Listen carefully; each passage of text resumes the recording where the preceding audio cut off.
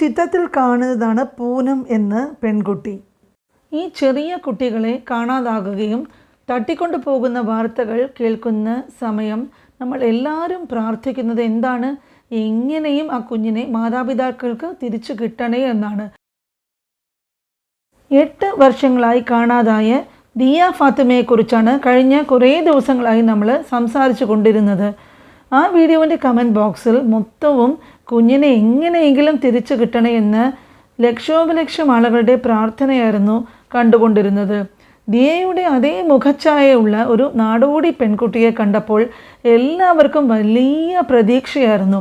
എന്നാൽ ആ പ്രതീക്ഷയ്ക്കു തിളക്കം കൂട്ടുന്ന വേറൊരു സംഭവത്തെക്കുറിച്ചാണ് ഇന്ന് നമ്മൾ സംസാരിക്കുവാൻ പോകുന്നത്.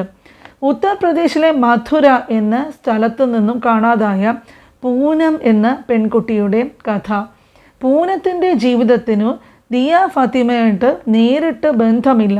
എന്നാൽ ആത്മാർത്ഥമായി ദിയയെ കണ്ടുകിട്ടണമേ എന്ന് ആഗ്രഹിക്കുന്നവർക്ക് പ്രതീക്ഷകൾ കൈവിടാതെ ഇരിക്കാൻ പൂനത്തിൻ്റെ കഥ നിങ്ങൾ ഒന്ന് ശ്രദ്ധിക്കൂ.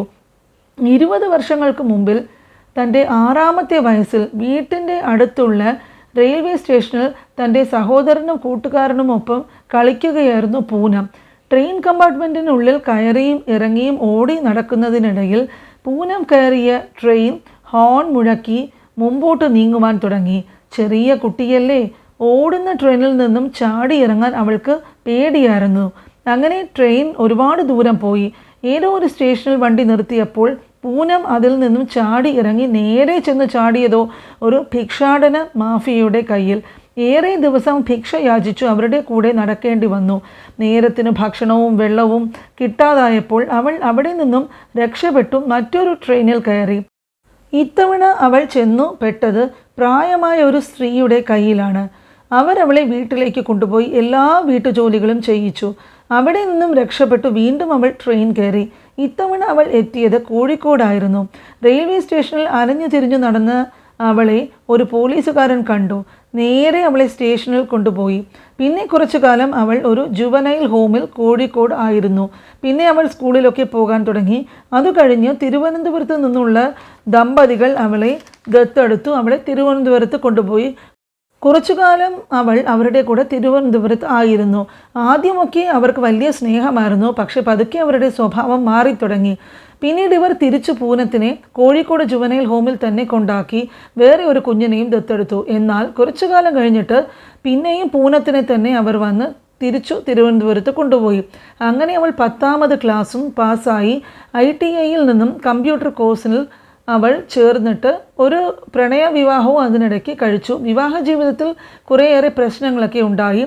ITI കഴിഞ്ഞ് ട്രിവാൻഡ്രത്തിൽ മെഡിക്കൽ കോളേജിൽ വാട്ടർ അതോറിറ്റിയിൽ ജോലിക്ക് ചേർന്നു. പിന്നീടാണ് ജീവിതത്തിൽ കുറേ മാറ്റങ്ങളുണ്ടായത്. അവിടെ കൂടെ വർക്ക് ചെയ്യുന്ന മിനി എന്ന യുവതി പൂനത്തിൻ്റെ ജീവിതം തന്നെ മാറ്റിമറിച്ചു. അതിനെക്കുറിച്ച് പൂനം തന്നെ പറയുന്നുണ്ട്.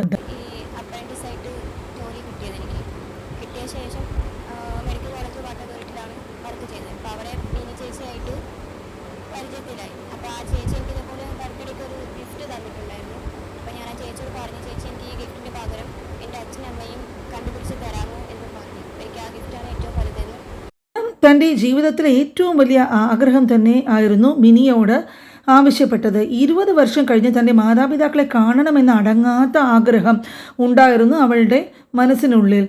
ഓർമ്മയിൽ നിന്നും അവൾ വീടും നാടുമൊക്കെ മിനിക്ക് പറഞ്ഞു കൊടുത്തു. വീടിനടുത്തുള്ള കൃഷ്ണക്ഷേത്രമായിരുന്നു ഏറ്റവും വലിയ അടയാളം.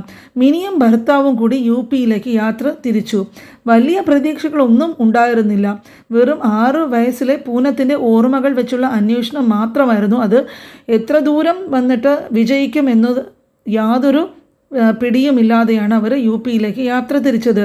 മിനിയുടെ ഭർത്താവ് ആത്മാർത്ഥമായി തന്നെ ശ്രമിച്ചു. ഏറ്റവും വലിയ പിറന്നാൾ സമ്മാനം തന്നെ അവർ പൂനത്തിന് നൽകി. കൃഷ്ണക്ഷേത്രത്തിനടുത്തുള്ള അവളുടെ വീട് അവർ കണ്ടെത്തി. പൂനം അടയാളമായി പറഞ്ഞ വലിയ മരം അപ്പോഴും ആ വീട്ടിന് മുമ്പിൽ തന്നെ ഉണ്ടായിരുന്നു.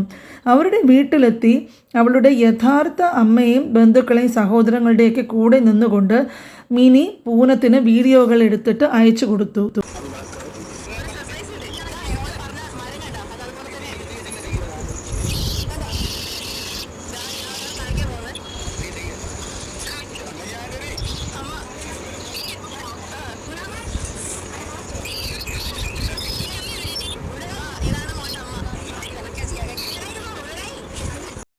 20 വർഷങ്ങൾക്ക് ശേഷം പൂനത്തിൻ്റെ അച്ഛനും അമ്മയും സഹോദരങ്ങളും ബന്ധുക്കളും ഒക്കെ അവളെ കണ്ടു. എന്തൊരു നിമിഷം, ആഹ്ലാദത്തിൻ്റെ ഒരു കൂടിച്ചേരൽ.